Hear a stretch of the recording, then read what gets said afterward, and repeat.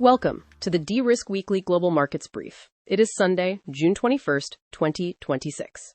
Last week, we dissected the peace dividend paradox, where markets aggressively priced in geopolitical relief while ignoring structural inflation. This week, that paradox has violently resolved into our new theme of the week, the Hawkish Reality Check. Global central banks are showing their teeth, and the cost of capital is repricing across the board. The Federal Reserve has shocked the market with a hawkish dot plot.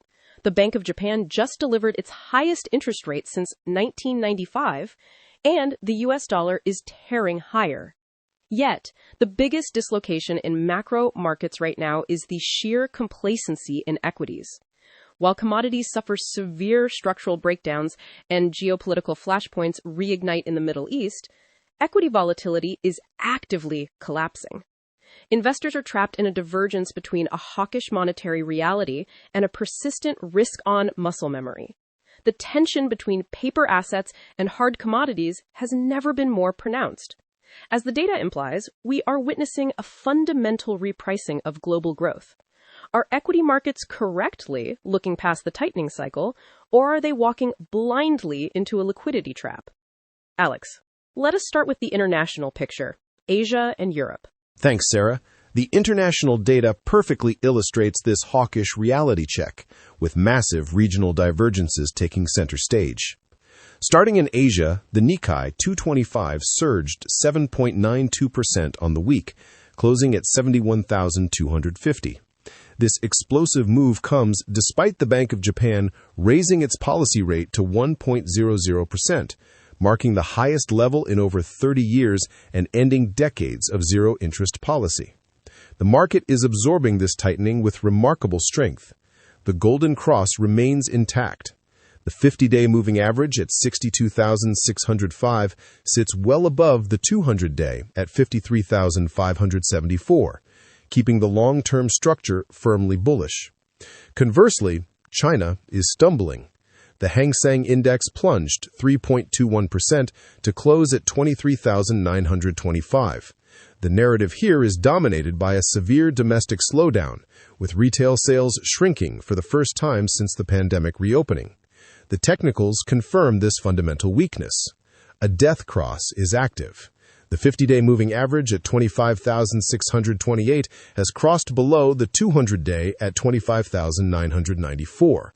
And the price remains suppressed below both levels, signaling sustained bearish momentum.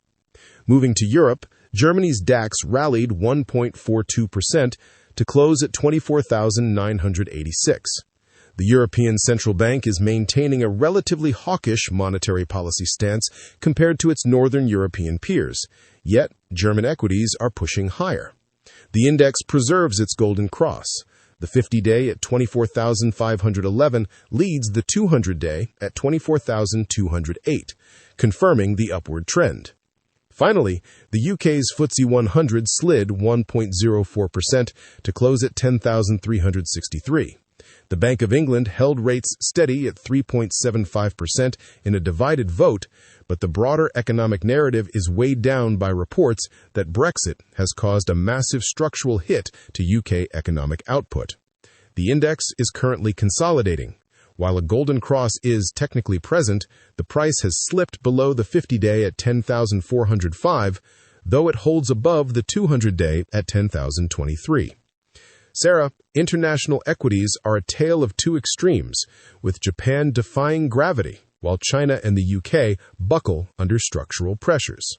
That regional divergence is staggering, Alex. We are seeing Japan and Germany power through hawkish central bank policy, while China and the UK succumb to their own domestic gravity. But this brings us to the ultimate anchor of the global financial system. If the Bank of Japan and the ECB are holding a hawkish line, how is the United States digesting this reality check? Is the U.S. following the resilient pattern of the DAX and Nikkei, or are we seeing a cross-asset decoupling as the Federal Reserve flexes its own hawkish muscles? Alex, break down the U.S. and cross-asset signals. The U.S. is experiencing a profound cross-asset decoupling, Sarah. Equities are muted, the dollar is breaking out, and commodities are suffering severe technical damage. Let us look at U.S. equities.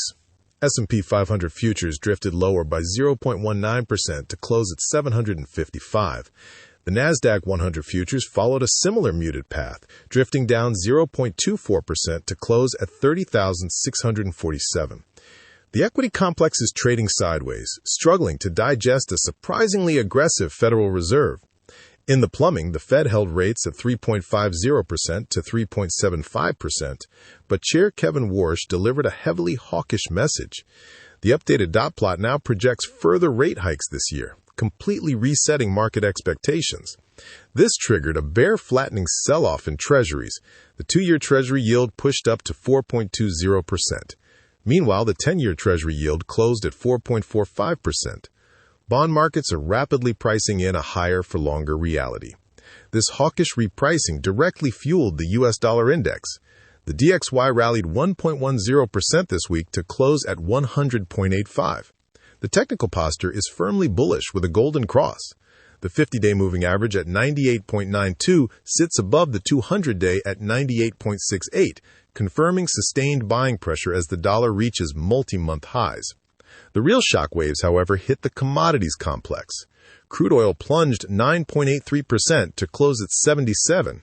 The market suffered extreme fundamental whiplash. An interim U.S.-Iran agreement initially crushed prices, but a sudden closure of the Strait of Hormuz by Iran caused a massive late-week spike. Despite that bounce, the weekly damage is severe. Technically, oil presents a dangerous divergence. While a golden cross remains technically active, the price has broken significantly below both the 50-day moving average at 94, rapidly approaching the 200-day at 74. This is a clear breakdown condition, not a bullish confirmation. Gold suffered a similar fate, sliding 1.00% to close at 4,173. The precious metal is being hammered by the surging dollar and rising yield expectations. The technical damage here is critical.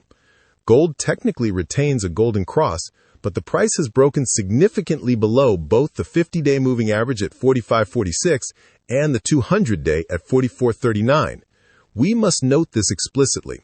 A golden cross with price below both averages is a major breakdown condition. Investors are liquidating their inflation hedges. Finally, the volatility index plunged 11.06% to close at 16.40.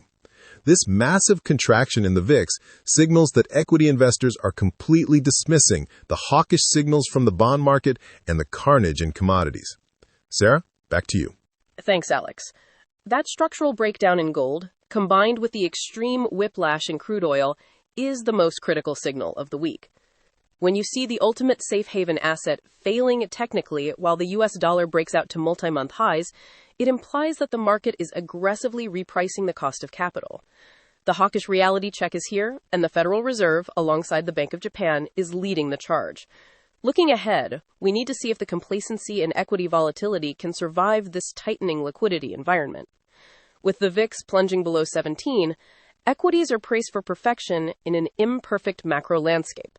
Next week, traders will be hyper-focused on any incoming Fed speak to clarify Chair Kevin Warsh's hawkish dot plot.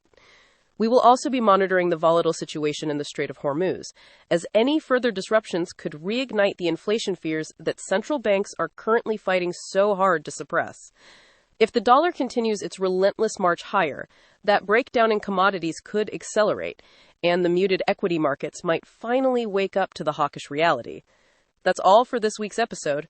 Remember, this podcast is for informational purposes only and isn't financial advice.